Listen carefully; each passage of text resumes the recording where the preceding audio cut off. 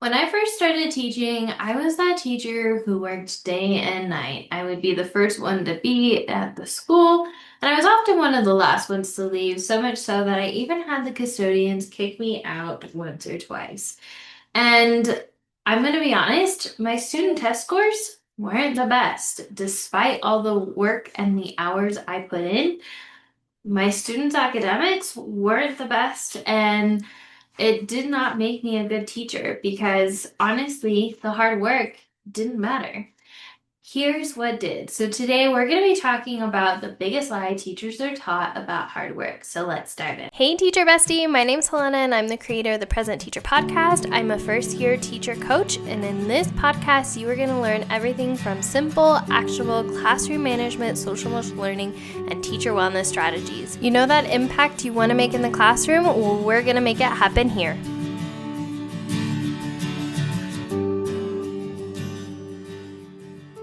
Let's talk about the biggest lie that teachers are told about hard work. If you care about your students, you'll sacrifice your personal life. Good teachers stay late. If you make things easier, you are being lazy. These are all the things, but biggest lie teachers are told about teaching and hard work. They're taught that in order to be a good teacher, you've got to work a ton of hours, and it creates this martyr teacher effect where you are the scapegoat for hard work and expecting hard work to equivalent to your worth as a teacher and your student performance. And we're told these lies all the time by fellow coworkers. For example, a teammate called me not a team player for no longer sacrificing my personal time for my career. I had finally got to a place where I was getting all my work done during contract hours. So I stopped coming in after school to work till 6, 7 p.m. every night. And she said that I wasn't being a team player because I didn't want to work late with her. And online.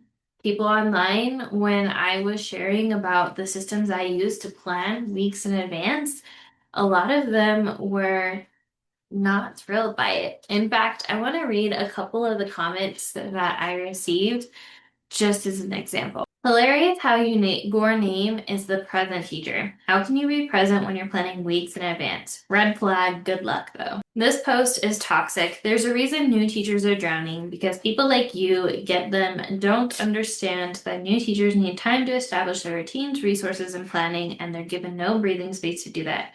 Yet expect to do everything the old timers do and everything they need to set themselves up. LOL, how you expect new teachers to have weeks worth of work done as new teachers, etc., etc., etc. My point is there's a lot of backlash to this idea that in order to be a good teacher, you have to go through this rite of passage to work hard. The truth is, I've seen great teachers and new teachers, even first year teachers, stay late. And I've also seen good teachers, first year teachers, leave at contract time. And you probably know great teachers in your building who work endless hours, but you probably also know one or two that are leaving as soon as the bell rings. So the reality is their worth wasn't measured by how late they worked or the amount of hours they're putting in. So now that we talked about the lie that teachers are told about hard work, let's talk about why this lie continues on. If this is a lie, why does it continue to live on? Well, let's talk about martyr culture.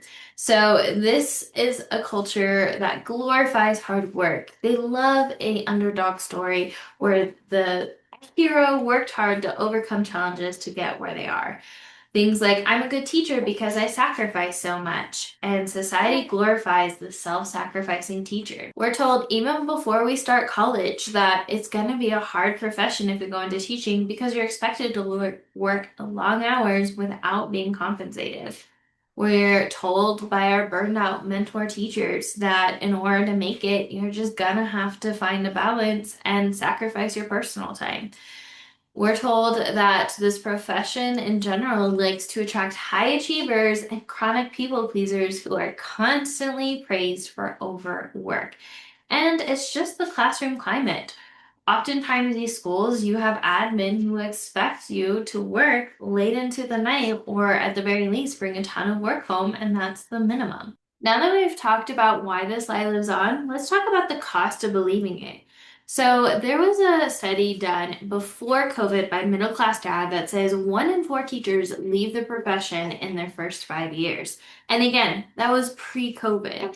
And a lot of this has to do with resentment. And a lot of teachers report having less presence in the classroom with their students because they're so exhausted. Now that we talked about the cost of believing it, let's talk about the new definition of success if it's not measured by the amount of work you do as a teacher. So let's intentionally look at what a good teacher is. So sit down and pause this week's content and ask yourself, what is a good teacher? Write it down. Anywhere does it say that in order to be a good teacher, you have to work long hours in your definition? This is your definition of a good teacher, not the definition that society gives you. Once you've written this down, keep it close. Put it on your desk, on your mirror. Remind yourself what your measurement of success is. When I did this for me, my definition of success wasn't measured by the amount of work or how late I stayed. It was the impact I made with my students. On the flip side, what is a failure of a teacher? Let's talk about it. Write that down. Take some time to think about what does it mean to fail as a teacher? Is failure as a teacher someone who has a healthy boundary in a personal life outside of teaching? Or is it that in the way that society claims, or is it somebody who gives up or just doesn't care about the profession or something like that? Keep this right next to your definition of a good teacher on your desk or where you can see it. And through the day, ask yourself when you're faced with a decision, does this make me a good or bad teacher? And reference your answers, not what society gives you. And finally, hard work isn't laziness. Hard work isn't laziness. Designing systems once that you can use over and over again is actually working smarter, not harder. It's thinking strategically and it's protecting your energy. It's doing the work so you can live aligned with your definition of a good teacher instead of the martyr teacher. Now that we talked about that, let's start taking some action. So identify one task you can do you do out of guilt to be the martyr teacher and redesign or delete it. Keep your definition of a good and bad teacher close to you so you can reference it throughout your day as you're faced with decisions.